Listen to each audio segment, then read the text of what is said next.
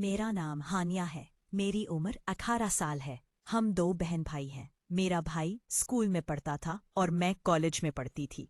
मैं जो उन हो रही थी, मेरे जिस्म में तब्दीलियां रूनुमा हो रही थी। मेरा अगला सामान बहुत तेजी से बड़ा हो रहा था और नीचे के भी हालात बिल्कुल ऐसे ही थे। खैर, कॉलेज के पहले 2 हफ्ते तो मुझे ये सब कुछ बहुत अजीब लगा। फिर कुछ दिनों बाद सब कुछ सही हो गया। खैर, मैंने ये सब किसी को नहीं बताया, ना घर में और ना कॉलेज में किसी जर्रा के साथ इस बारे में बात की। मेरी दोस्ती क्लास की शरारती लड़कियों के साथ हो चुकी थी, लेकिन मैंने उनको इस बारे में कुछ नहीं बताया।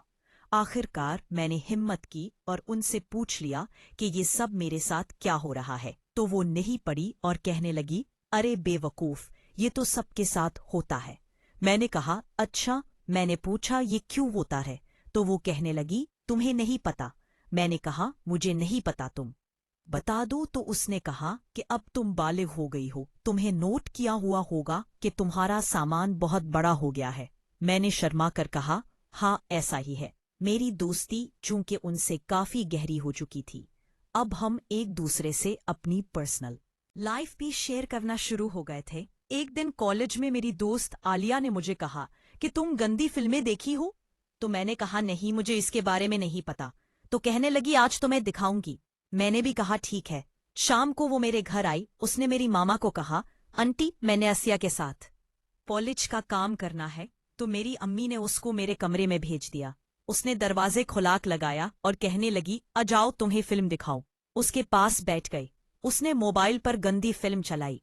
फिल्म चली तो मैं हैरान हो गई, क्योंकि फिल्म में गैर अखलाकी चीजें थी। मैंने उसे मना किया कि ये क्या दिखा रही हो। तो वो कहने लगी, अरे देखो तो सही, बहुत मजा आएगा। ठीक 10 मिनट बाद वाकई मुझे मजा आना शुरू हो गया। फिर उसने मुझे बताया कि ये सब कुछ क्या होता है। अब मुझे ये फिल्में देखने की आदत हो गई थी और मेरे अंदर ख्वाहिशात पैदा होना शुरू हो गईं। आलिया का बॉयफ्रेंड था, तो वो एक दूसरे के साथ दी चारते ही सब कुछ।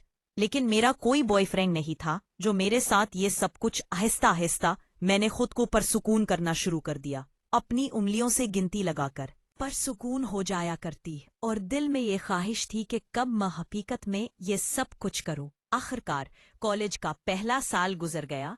हमें सर्दियों की छुट्टियां हुई। मैं घर पर फ्री थी, तो मैंने इरादा किया अपने मामू के घर कुछ दिन गुजारूं। मैंने अम्मी जान से इजाजत ली और अपने मामू के घर के लिए रवाना हो गई।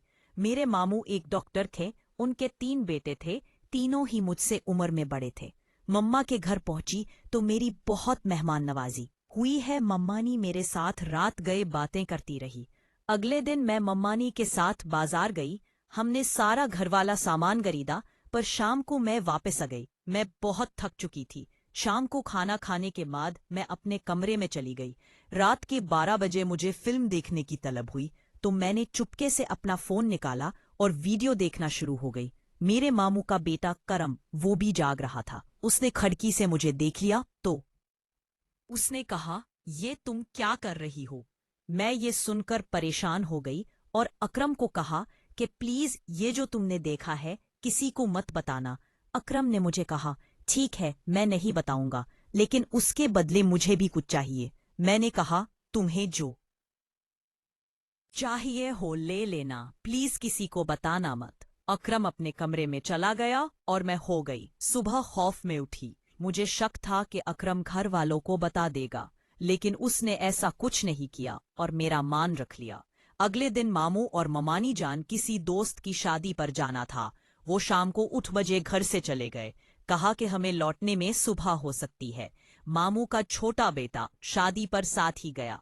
बस अकरम और असगर घर पर थे। हम तीनों कजन लोडो खेलने लग गए। तकरीबन 1 घंटा हमने लोडो खेली। उसके बाद असगर अपने कमरे में चला गया।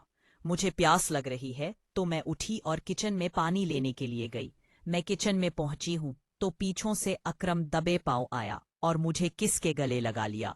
मैंने कहा, करूं, एक ऐसी हरकत है। अगर मैं जोर से करवाते हुए कहा, आपने ही तो कहा था जो चाहो मांग लो। मैं उसका इरादा समझ गई। मैंने कहा, करना ये नहीं हो सकता, लेकिन अकरम मानने को तैयार नहीं था। अब अकरम का मुझे साफ तौर पर अपने साथ